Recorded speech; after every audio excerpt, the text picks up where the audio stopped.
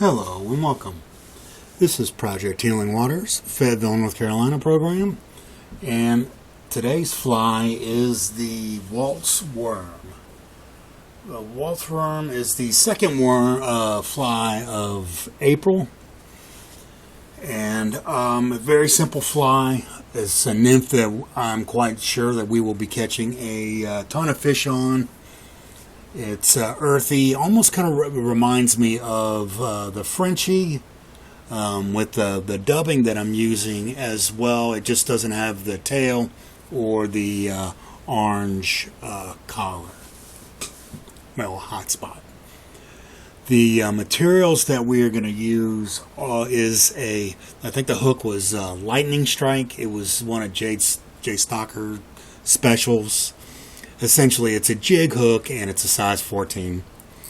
The beads that we're using is tungsten bead, size 1/8, and these are copper. The thread I'm using is a brown 6/0 normal thread. Then I believe that's it. The pattern calls to use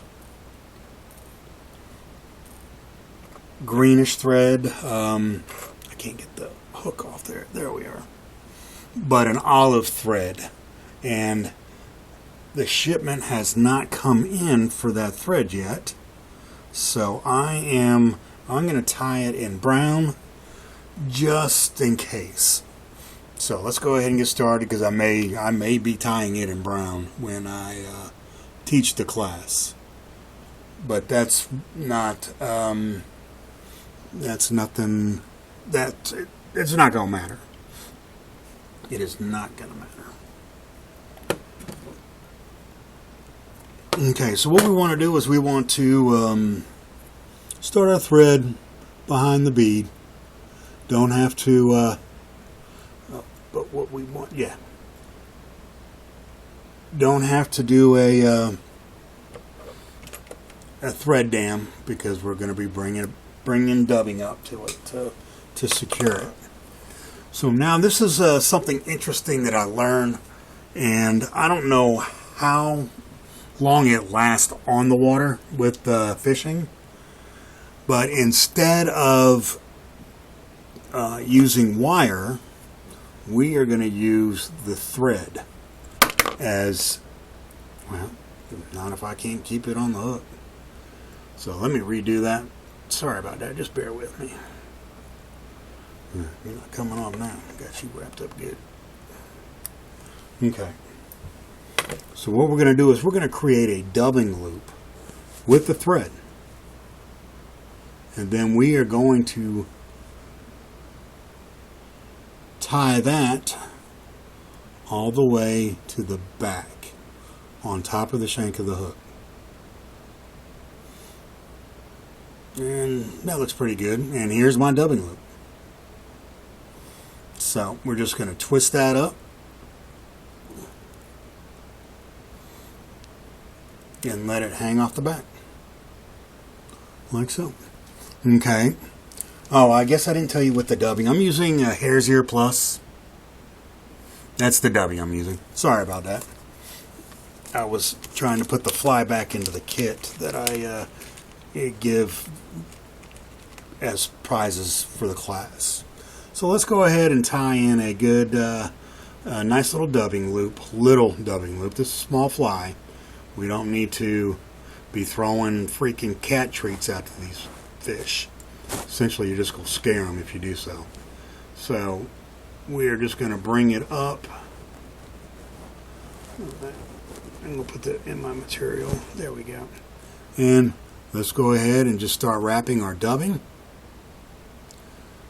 And looks really nice and buggy. Okay. I see some that I'm going to have to trim off. It's just the nature of the beast with this hare's dubbing. The hare's ear. Kind of reminds me of the hair in my ear. So I'm just going to go ahead and push this and just creating another dubbing noodle, and then we're just going to keep building. Yep. And don't worry about the fibers all over the place. We're going to trim that up and make it nice and pretty once we tie everything in. So I'm just getting a little bit more to come behind the bead. Yep, and just want to see. I'm going to put just a tad bit more, just a little bit. I know some of my participants are like, oh, he's going to overdub it. He's going to overdub it. Yeah, maybe, but it's going to work just fine. Okay, there we are. Okay, so there.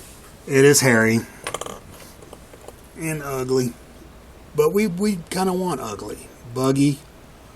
I'm going to come in. There's a really long strand. Got a big one up here. Just take your scissors and clean it up a little bit. Try not to cut your thread on the front or the back. Yep. See you right there. Gotcha. Okay, and it looks pretty good. Got a couple more. Ooh, look at that one. I got you. You're not there no more. Yeah. And just flip it around. See what you got. I think I got one coming off the back. And there. Okay. So now what we want to do is we want to twist this thread up so it kind of makes two. And then this is going to be our wire to hold our dubbing in. Oops, I need to go the other way. Okay. And so now just use that. It's going to count as a rib. We're going to get our dubbing down. And like I said, I don't know how long this lasts with trout. But we'll see, because it's going to be fish here pretty soon. So after you do that, secure it and then remove it like so. And then you can see how that brought that dubbing down quite a bit. Guess what I'm going to do? I'm going to grab some more dubbing. Just a couple fibers. And just pinch them. And then just create a nice little noodle. Slide it up. And then we're going to come in and we're going to put it right behind that bead. And remember, we don't want to build up that bead too much. Just enough. And I see some more fibers I'm going to have to remove, but that's alright. So I'm going to come in here and I'm going to do a quick little whip finish.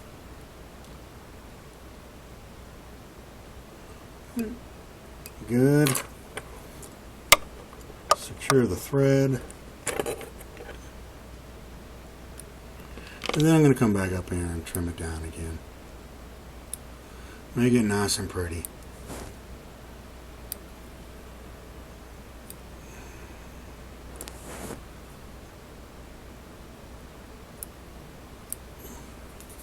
And there you have it. This is the Walt's worm.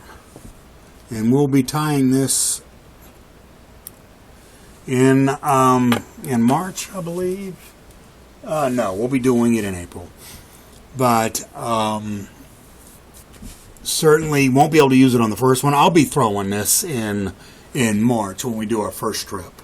And then our other participants, if I do a fly tying class, this seems like it would be a perfect, this and the blowtorch would be perfect for nymphs. And if we have any risers, then maybe the Little Sally and the RS2. So I have plenty in my arsenal that I can take to teach a course if wanted.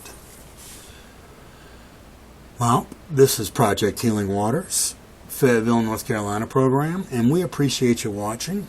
If you like what you see, go ahead and give us the like button.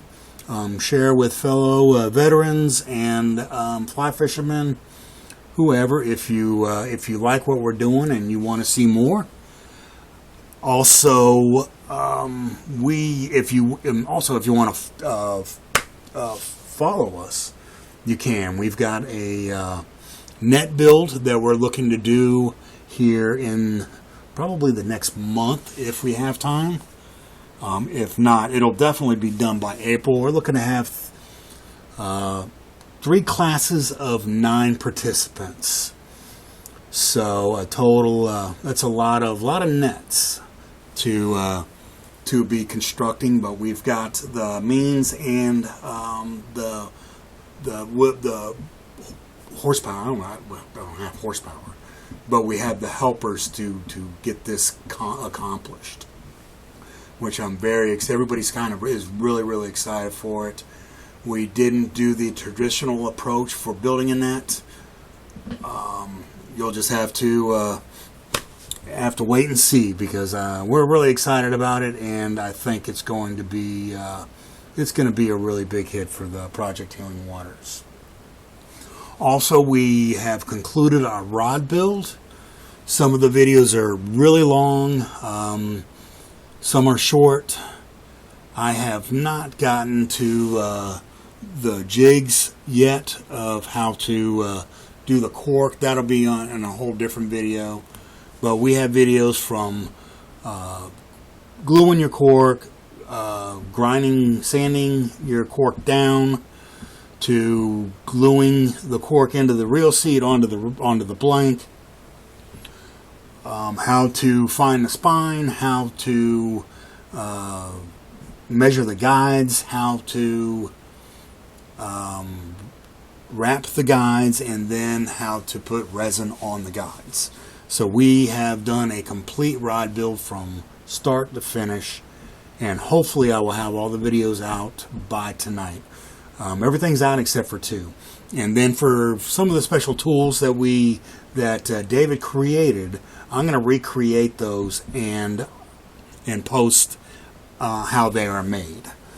You can buy them for, I think he said he spent like $30 on stuff, but we're spending pennies. So, thanks again for watching. This is Project Healing Waters, signing off.